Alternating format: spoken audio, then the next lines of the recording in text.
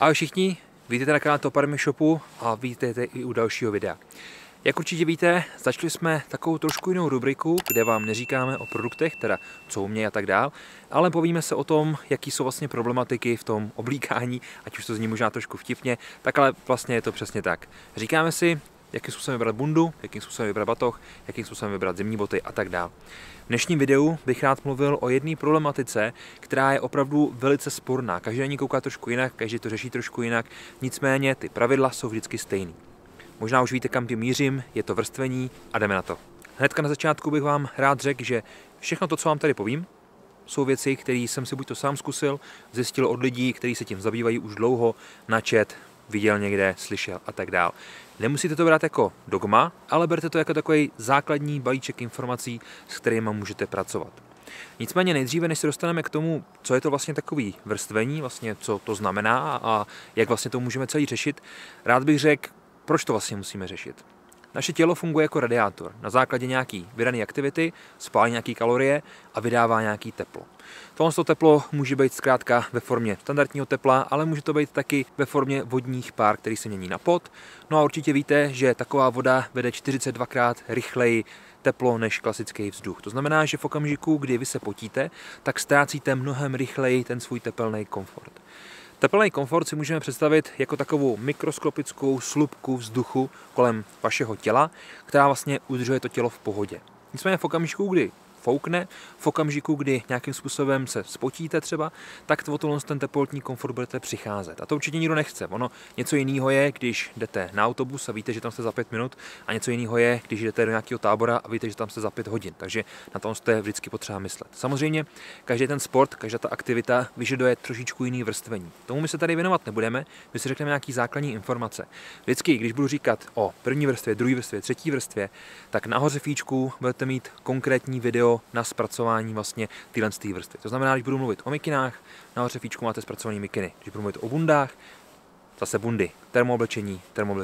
Takže na to myslete a vlastně můžeme se už vydat tím správným směrem. Správným zvládnutím vrstvení dokážete to, že vám bude vlastně vždycky teplo, nezmoknete, zároveň budete mít co odložit, kdyby vám náhodou bylo až moc velký teplo, protože se může stát, že budete nějakého krpálu, bude vysoká vlhkost a vy se stejně začnete potit, takže to potřebujete rychle řešit, otevřít si nějaký ventilační otvory a tak dál. Takže vlastně správným zvládnutím toho vrstvení správně zvládneme i jakoukoliv aktivitu.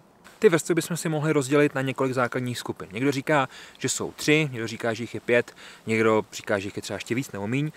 Já tvrdím, že to samozřejmě záleží potom na to použití. Máme několik vrstev, které musíme vždycky vědět, co znamenají, jak fungují, a na základě toho my to můžeme měnit. Pojďme začít tady úplně od takové základní vrstvy. Není to první vrstva, ale je to taková nultá vrstva. Mnoho lidí totiž zapomíná na kvalitní spodní prádlo, což je za mě hrozná škoda. Ne ani tak ponožky, ty jsou samozřejmě taky důležitý, ale určitě například boxerky nebo sportovní podprsenka. V okamžiku, kdy jste skvěle navrstvený, máte úplně parádně zvládnutý všechny vrstvy, nicméně máte na sobě bavlněný spodní prádlo, který se spotíte, tak vlastně navlhne, tak v tomhle okamžiku se jedná o první velkou chybu vašeho vrstvení a věřte mi, že právě v oblasti slabin je spousta krve a dochází tam k velkým teplotním ztrátám, takže je potřeba myslet i na dobrý spodní prádlo. Další máme už tu první vrstvu. První základní vrstva, zkrátka ground zero. Termoprádlo nebo funkční prádlo. Nezapomeňte vždycky nahoře fíčku odkaz. Tohle prádlo máme přímo na těle. Je to second skin, přiléhavý a jeho základní funkce je taková, že vlastně bere tu vlhkost a odvádí od těla pryč a dostává ji dál do těch dalších vrstev. Samozřejmě, když se bavíme o takovým počasí, jako je dneska, -5, trošku nám fouká, tak je potřeba, aby už i to termoprádlo nám samo izolovalo, a to se rozvíjíte v tom íčku, jak jsem říkal, tam to probírám trošku víc. Co si říct o takovém termoprádle? Celkem narazíme na 3 skupiny materiálů, samozřejmě materiály jsou vždycky nejdůležitější. První skupinu materiálů jsou umělý vlákna. Jejich velkou výhodou je zpravidla nízká cena, zároveň dokážou izolovat a fungují, když jsou navlhlí, a co je super, dokážou poměrně rychle schnout. Nevýhoda jejich může být například kratší životnost, ale samozřejmě především to, že můžou zadržovat pachy. Samozřejmě pokročilejší materiály to mají vyřešení například přidáním stříbra a ten problém se tak odbourává. Druhou skupinou materiálu jsou přírodní vlákna. Tady na 95% vždycky narazíme na merinovlnu. Supermatroš, který je získávaný z ovcí, který žijou především na Novém Zélandu a v Austrálii. Velkou výhodou tohle materiálu je, že je hypoalergenní. Zatímco na umělý vlákna můžou mít lidi nějaké reakce, především když se potom spotí, tak to merino je zkrátka velice šetrný k té kůži a vyhovuje zpravidla více lidem. Další výhodou merina je, že samozřejmě izoluje, i když je navlhlý, zároveň je velice příjemný, má velký izolační faktor, ale občas bývá problémem, že může pomalu schnout. Což když potom jdete nějakou delší túru, máte mezistav například někde v táboře, kde nemáte čas všechno nechat vyschnout, tak už může být trošku problém. Tady právě přichází třetí skupina těchto materiálů, což jsou kombinace přírodních a umělých vláken.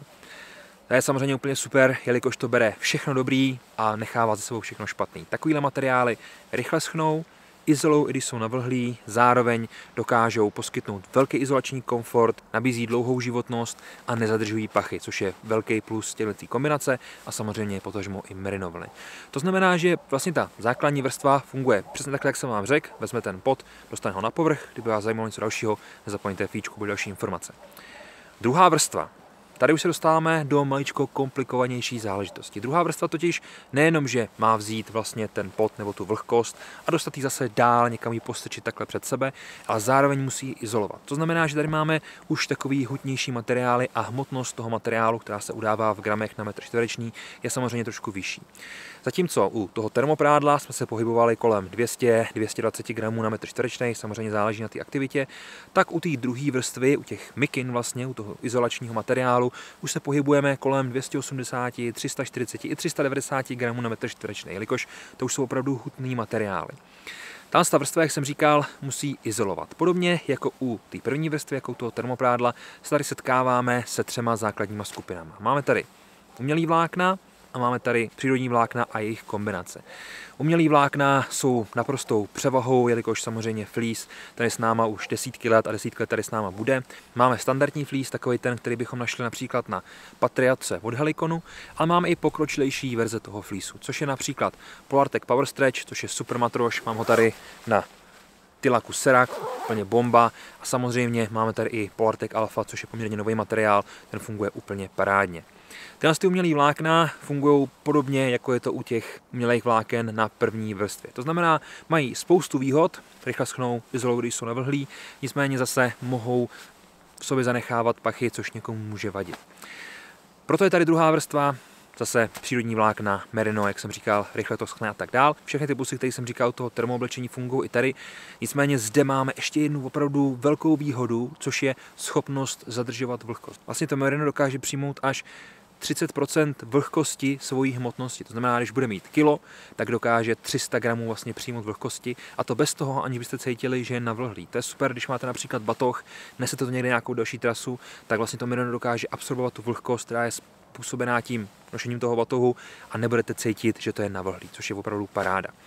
Mikiny samozřejmě můžou být pullovery, můžou být klasický, tady se rozepínají po celé dílce, zase nahoře fíčku máte odkaz, takže nezapomeňte se tam podívat, kde rozebíráme mikiny trošku hloubš.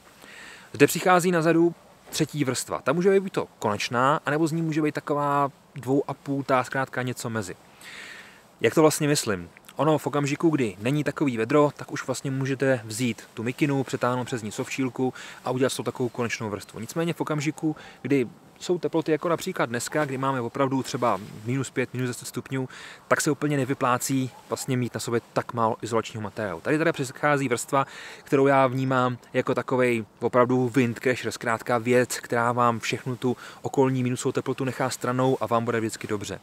Jsou to samozřejmě zpravidla bundy, například na sobě mám ten Tilak, úplně super bunda, zase podívejte se k nám na nabídky, do naše stránky, máme tam spoustu bund, které vám určitě budou vyhovovat. Nicméně ta vrstva už může mít nějakou standardní ochranu vůči větru, je to určitě na místě, a zároveň i vůči dešti, vůči nějaký vlhkosti, jelikož může se stát, že přijde nějaký menší slivák nebo nějaký menší déšť a nechcete hnedka před sebe tahat goráčovku, abyste se zaizolovali. Je to lepší, aby to whisky dokázalo odolat trošku nějaký vlhkosti jako takový.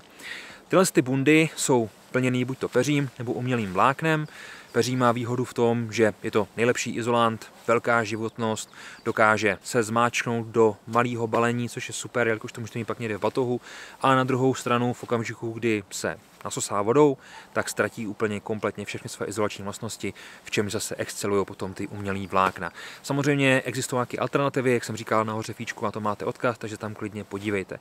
Za mě osobně volím vždycky umělý vlákna, jelikož jsou takový více účelový, můžu je s sebou někde nosit, i když mi navlhnou, tak vždycky budou hřát, což je pro mě určitě super.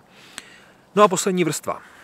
Ta je trošičku voříšek, jelikož tady můžeme zvolit třeba sovčílku. Sovčílka může být skvělá poslední vrstva, nicméně můžeme tady zvolit i goráčovku, což je úplně vlastně nejlepší poslední vrstva.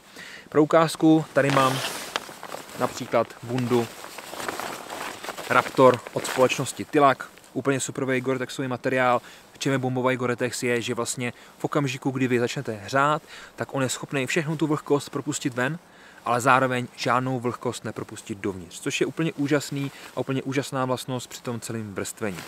Doporučuji v okamžiku, kdy si budete volit poslední vrstvu, teda třeba ten goráč, zvolte si to třeba o jednu velikost větší. Proč?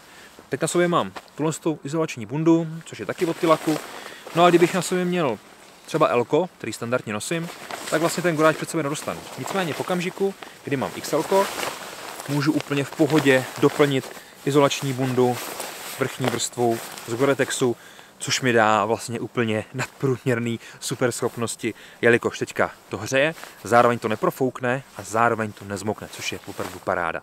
Tím jsme si vlastně prošli všechny věci, které jsem vám chtěl říct ohledně toho vrstvení. Řekli jsme si nějakou nultou vrstvu, první vrstvu, což je termooblečení, který nám vlastně přenáší tu vlhkost do dalších vrstev, zároveň trošku izoluje. Druhou vrstvu, která už nám čistě izoluje a dokáže zase převádět tu vlhkost dál.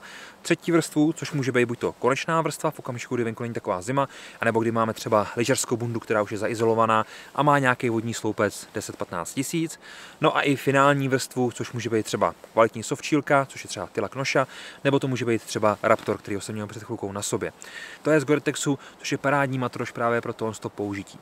Pamatujte na to, že všechny ty vrstvy se musí doplňovat. Vždycky to musí navazovat na sebe. Takže když začnete úplně dobře, skončíte špatně a uděláte nějakou chybu, bude to fungovat jako skleník. To znamená, když si vezmu na sebe nahoru pláštěnku nebo nějaký pončo, totálně to utemuju, tak ta vrstva mi vlastně zabrání té vlhkosti prostupovat ven a odpařovat se. Takže se to všechno vysráží na povrchu, půjde to zpátky, stane se z toho už potom kapalina, no a máme na problém celkem vystaráno. Stejný problém můžete udělat třeba již úplně na začátku, kdy znám spoustu lidí, kteří si vezmou úplně bomba termoprádlo, například On Mountain, který je udělaný z Primina, úplně super věc, a na to se vezmou bavlněný tričko.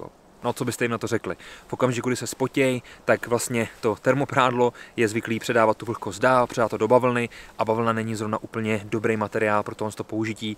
Všechno z toho na ní vysráží, už to dál nepředá a bude vám pěkná zima. Takže dávajte si pozor na to, abyste při tom vrstvení neudělal nějakou takovou základní školáckou chybu. Vždycky je potřeba přemýšlet nad tím, aby ty materiály byly všechny funkční a krásně se navzájem doplňovaly. No tak přátelé, já vám děkuji za pozornost. Sice jsem tohle video plánoval trošku jinak, chtěl jsem se tady před váma oblíkat do těch všech vrstev, nicméně nebylo by to úplně dobrý, jelikož je dneska opravdu zima, takže asi bych to omarodil. Věřím, že i tohle zpracování se vám určitě líbilo, jelikož tady bylo spousta zajímavých záběrů a vždycky se můžete podívat nahoru do íčka, nebo momentálně teďka i dolů do popisku tohohle videa. Nechal jsem vám tam odkazy na všechny vlastně ty tematické videa, které už máme zpracovaný a které se z toho tématu týkají. Já vám ještě jednou děkuji moc, mějte se krásně, byli jste skvělí, tohle byl kanál Top Army Shopu a povídali jsme si spolu o vrstvení, což je velice důležitý téma ho mít dobře zvládnutý. Takže se mějte krásně, držte se tam venku a nezapomeňte správně vrstvit při takovém počasí jako je dneska a například i v létě, protože v létě si povíme zase o letním vrstvení a o letních věcech, o letních bundách, letních kalotách a všem takovým podobným. Takže se máte na co těšit, sledujte nás a zůstaňte s námi. Ahoj.